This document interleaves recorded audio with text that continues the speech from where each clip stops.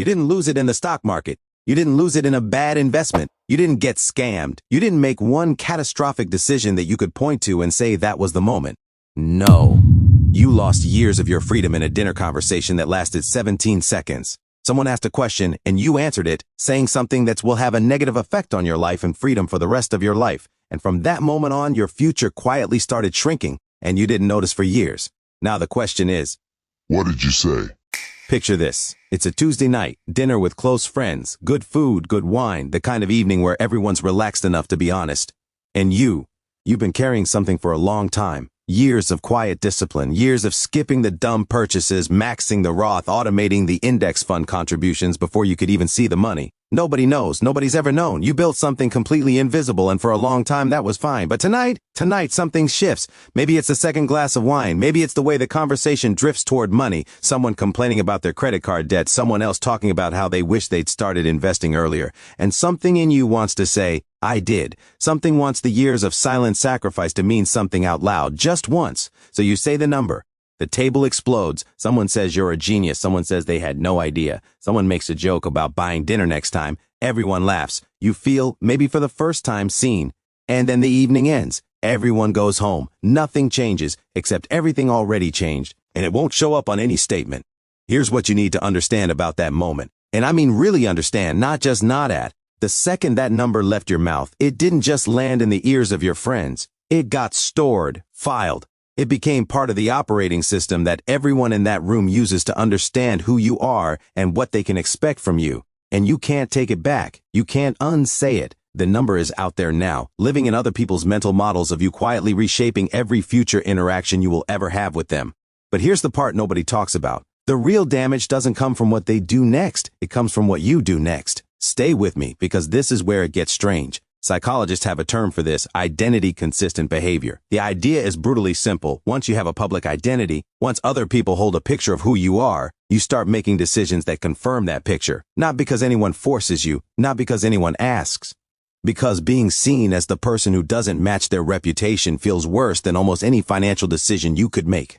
The moment you became the one with money in that room, you quietly started acting like the one with money. And it started with things so small you never even noticed them happening. The first sign usually looks like this. Group dinner, the bill comes. There's that familiar 5-second silence where everyone's doing the mental math. Before, you were in that silence with everyone else. Now you feel the eyes. Not all of them, maybe none of them, literally, but you feel them. And so you say, I've got this one, $43 more than your share, no big deal. That's nothing. Except it's not nothing, because it's not once. A few weeks later, someone in your family is short on rent. They don't ask directly, they never do. But the way they mention it, the way the conversation hangs in the air, you feel it. You've always felt it. The difference is now they know you can, so you cover it. Because saying no now feels different than it used to. Before, saying no just meant you didn't have it. Now saying no means you're choosing not to. And choosing not to, when everyone knows you can, that costs something socially that most people can't bring themselves to pay.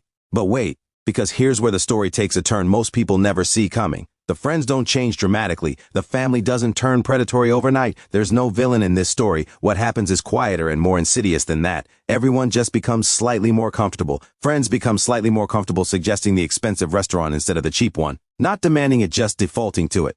Because they know you won't be stressed about the bill, and somewhere in their brain, that makes it easier to suggest. Family becomes slightly more comfortable in a crisis. Not manipulative, just less careful about building their own cushion because they've got you as a cushion and they don't even fully realize it. Coworkers become slightly more comfortable assuming you'll handle the team gift, the birthday collection, the going away fund for someone you barely know. None of these people are bad. None of this is malicious. It's just gravity. Money creates an orbit. And once people know you have it, they start moving around you like you're a planet. If you've ever felt like your social life quietly got more expensive after a raise, this is exactly why. And this isn't an accident. There's a name for it. Economists call it lifestyle creep. Most people think lifestyle creep just means you buy a nicer car when you get a raise. But there's a second layer that nobody talks about: social lifestyle creep. It's not just your spending that inflates, it's everyone around you, adjusting their behavior in your direction. And it doesn't require you to say yes to anything, it just requires that people know you could. Here's what should make you stop scrolling. A study tracking middle-income earners over 15 years found that people who disclose significant savings or investment balances to their social circle, even to close friends and family, ended up spending an average of 26% more per year than peers with identical incomes who kept those numbers private. 26%. Not over a lifetime, per year. And here's the gut punch. The vast majority of that difference wasn't in big purchases. It was in thousands of tiny decisions spread across every single month. 26% of a $90,000 income is $23,400 a year. Over 10 years invested at average market returns, that's somewhere north of $350,000. Gone. Not stolen, not lost, just quietly redirected by the gravitational pull of other people knowing what you have. $350,000 for a 17-second dinner conversation. But the money isn't even the worst part. What nobody accounts for is the decision tax. Every time you say yes to something you wouldn't have said yes to before, the expensive dinner, the family loan, the group trip that's a stretch, you don't just spend the money, you spend a unit of decision-making capacity. You add another expectation to the invisible ledger that people carry around in your name. And over time, that ledger becomes you. People stop seeing you as someone making choices. They start seeing you as a resource, and resources don't get to say no. Resources don't get to have bad months. Resources don't get to change. The cruelest irony of all is this. You built that money specifically to have more options, more freedom, more ability to walk away from things that don't serve you. That was the whole point of the discipline, the automation, the years of silent sacrifice. And the moment people found out, the options quietly started shrinking. Because now their sense of security is tangled up in yours. This is the visibility tax, and you're paying it right now whether you know it or not. If this is landing somewhere real, do me a favor and hit subscribe. Not because I need the number, because the remaining part of this video go deeper into exactly this. The psychological mechanics of wealth, privacy, and why the people who keep the most end up being the ones nobody can see coming. Now here's the question you should be asking. What does the other version of this story look like? Meet person A, same dinner, same number, 17 seconds conversation. Person A says it, gets the validation, and spends the next decade slowly becoming the person everyone assumed they already were. Person B is at the same dinner, same discipline, same portfolio, same years of invisible work. But person B feels that pull, the wine, the conversation, the ache for recognition, and doesn't say it. Person B redirects, makes a joke, changes the subject, goes home that night slightly unsatisfied, slightly unseen. 10 years later, person A has an impressive salary, a nice apartment, and a social calendar full of obligations. Person A feels vaguely trapped but can't explain why. Person A's financial independence keeps getting pushed back. One more year, and somehow it's never the right time to slow down. Person B quietly retired at 49, not because person B earned more, because person B kept control of the one asset that money actually buys, and it's not a house, and it's not a stock portfolio. It's the ability to say no without owing anyone an explanation. So here's the simple thing, because the fix is actually simple, even though the damage isn't. Protect the number like it's a password. Not because your friends are bad people, not because your family doesn't deserve good things, but because the number doesn't belong to them, and it never did.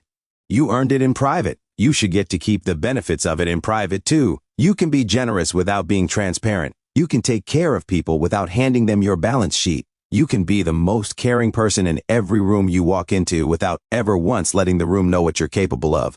The discipline that built the account, that was invisible. Let the account stay invisible too. Because here's the thing about freedom. Real freedom, the kind that lets you walk away from a job that's breaking you, or say no to a relationship that's costing you more than money, or just wake up on a random Wednesday and decide to do something completely different with your life. That kind of freedom only works when it's yours alone. The moment it becomes part of someone else's plans for you, it's already half gone. The pilot had 11 seconds to make a decision. He chose wrong. You have 17 seconds at a dinner table. The wine is poured. The conversation has drifted. Everyone's leaning in. The question isn't whether they'd celebrate. They would. The question is what you're willing to trade for the applause. Don't sell the thing that was supposed to set you free.